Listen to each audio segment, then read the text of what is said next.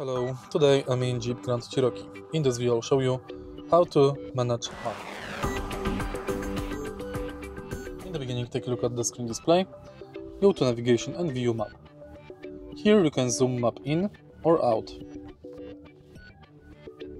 You can navigate it via finger,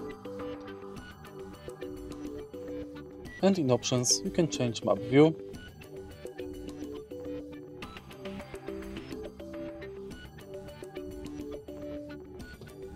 map orientation.